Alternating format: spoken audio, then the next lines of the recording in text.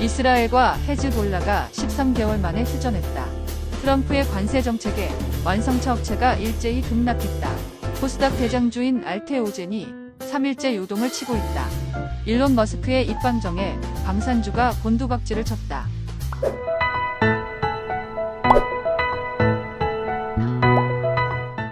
11월 27일 수요일 출근길 주식 시황입니다.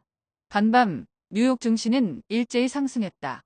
다우존스는 123.74포인트 상승한 44,860.31포인트로 마감했으며 S&P 500 지수는 34.26포인트 상승한 6,021.63, 나스닥은 120.74포인트 상승한 19,175.58포인트로 마감했다.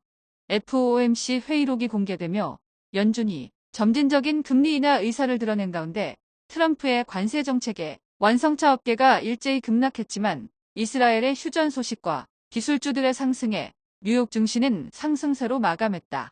빅테크주는 테슬라를 제외하고 일제히 상승했는데 아마존은 3% 넘게 급등하고 마이크로소프트도 2% 넘게 상승하면서 나스닥 상승에 일조했다. 전일 급락한 엔비디아가 소폭 상승했지만 트럼프의 관세 폭탄에 공급망 차질이 우려되며 반도체주는 일제히 하락했는데 인텔은 3% 넘게 급락하고 AMD, 마이크론도 2%대로 하락했다. 전일 캘리포니아 보조금 지급 소식에 상승했던 전기차는 일제히 하락했는데 테슬라는 소폭 하락에 그쳤지만 루시드는 1% 넘게 하락하고 니콜라는 7% 넘게 급락하며 다시 1달러대로 추락했다. 트럼프가 캐나다와 멕시코에 25% 관세를 부과한다고 언급하자 멕시코에 제조 공장을 보유한 완성차 업계도 일제히 급락했는데 GM은 9% 가까이 급락하고 스텔란티스도 5% 넘게 급락했다. 10년 만기 국채 수익률은 4.302%로 상승했고 2년 만기 국채 수익률도 4.254%로 상승했다. 원달러 환율은 1397.5원으로 하락했고 서부 텍사스 중진유는 배럴당 68.77달러로 하락했다. 비트코인은 9만 1000달러대 후반으로 하락했고 이더리움은 3300달러 초반대로 하락했다. 전일 국내 증시는 일제히 하락했다. 코스피는 전일 대비 13.98포인트 하락한 2520.36포인트로 마감했으며 코스닥은 3.68포인트 하락한 693.15포인트로 마감했다. 미국발 악재에 국내 증시는 일제히 약세를 보였는데 일론 머스크의 국방 예산 감축 언급에 방산주가 박살나면서 코스피는 하락하고 알테오젠이 10% 이상 폭락하고 바이오주가 일제히 약세를 보이면서 코스닥도 하락세를 보였다.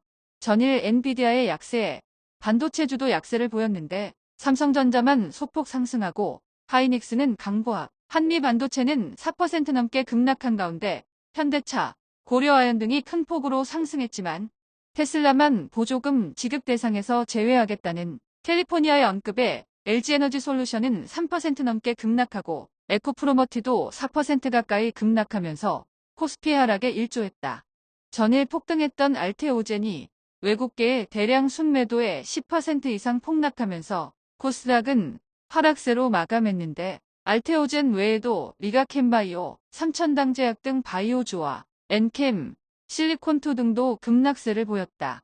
중동의 휴전 분위기와 일론 머스크의 국방 예산 감축을 시사하는 발언에 방산주는 일제히 폭락했는데 한화 에어로스페이스는 11%나 폭락하고 현대로템은 13% 이상 폭락, LI 지넥스원도 9% 가까이 급락했는데 전쟁이 끝나더라도 트럼프의 미군 축소 등의 발언이 지속되면 자주 국방을 위해 한국산 무기에 대한 수요는 지속될 거란 예상에 현대로템, LI 지넥스원을 조금 매수해봤습니다.